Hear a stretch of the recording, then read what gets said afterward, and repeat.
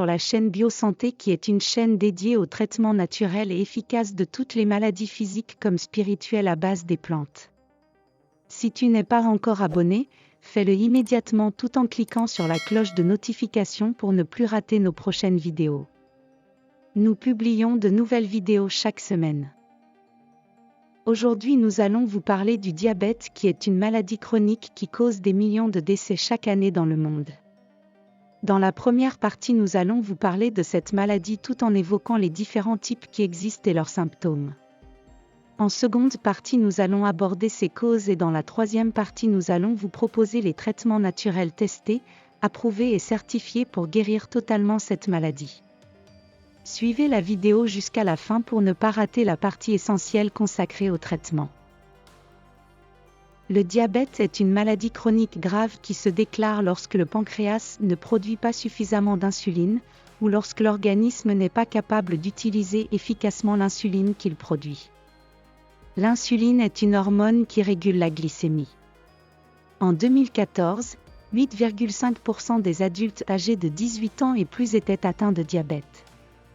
En 2019, le diabète était la cause directe de 1,5 million de décès et 48% de l'ensemble des décès dus au diabète sont survenus avant l'âge de 70 ans.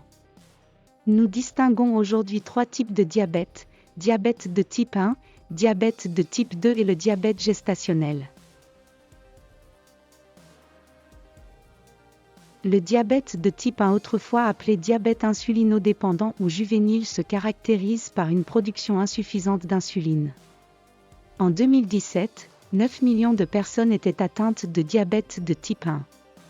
Les symptômes sont les suivants: excrétion excessive d'urine, sensation de soif, faim constante, perte de poids, altération de la vision et fatigue.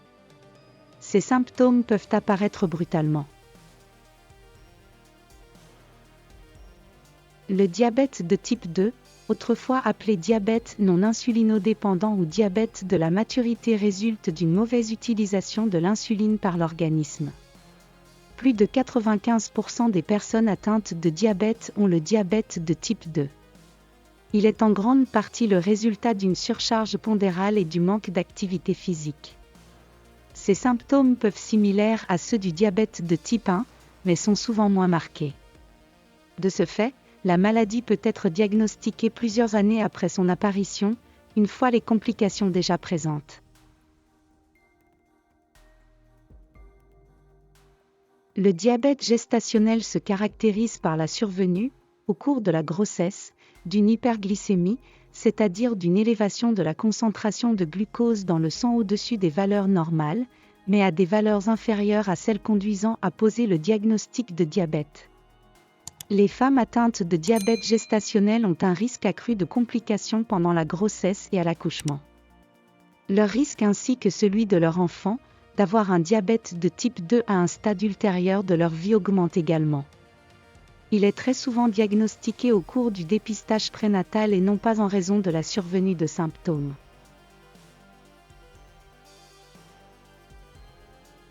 Le diabète est favorisé par une prédisposition génétique. Le diabète de type 1 survient suite à une réaction anormale du système immunitaire, notamment lorsque le pancréas ne fabrique plus assez d'insuline. Le risque de survenue d'un diabète de type 2 existe si le patient présente une prédisposition génétique, c'est-à-dire un parent proche, père, mère, frère ou sœur, est ou a été atteint de la maladie. Le mode de vie est essentiellement en cause dans la survenue du diabète de type 2.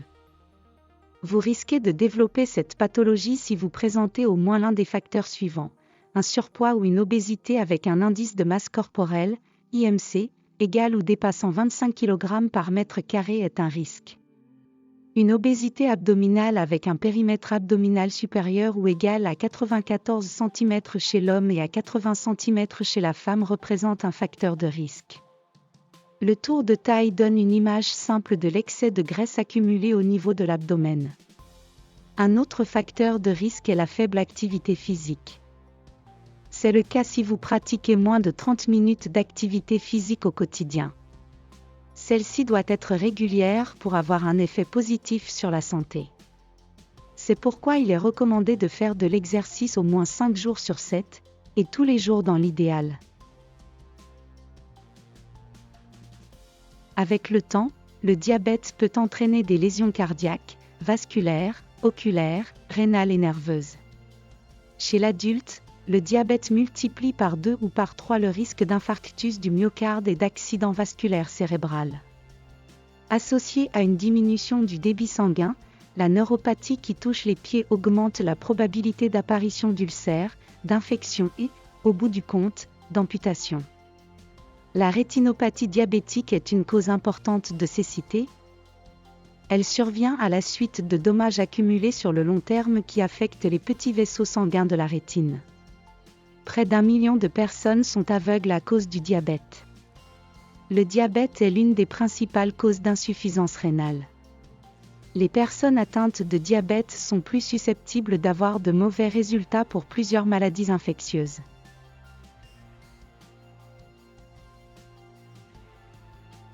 Avez-vous déjà tout essayé en vain contre le diabète? Si c'est le cas, voici un remède qui a fait ses preuves. Ingrédients. Prendre environ 500 g de racines d'anacardier, l'arbre qui donne l'acajou et 2,5 litres d'eau potable. Utilisation.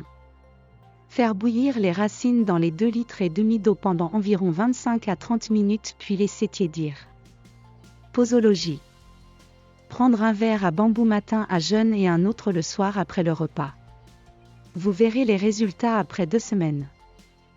Si vous avez aimé cette vidéo ou si elle vous a aidé, n'hésitez pas de nous laisser un gros pouce bleu pour soutenir la chaîne et de vous abonner pour ne pas rater nos prochaines vidéos. N'oubliez surtout pas de partager la vidéo à vos proches car ça peut sauver une vie. Dites-moi dans les commentaires si vous avez déjà utilisé cette recette ou une recette similaire. Si vous, ou l'un de vos proches souffre d'une maladie quelconque, mettez-le dans les commentaires pour que je puisse vous aider. Paix sur vous. Que les bénédictions soient.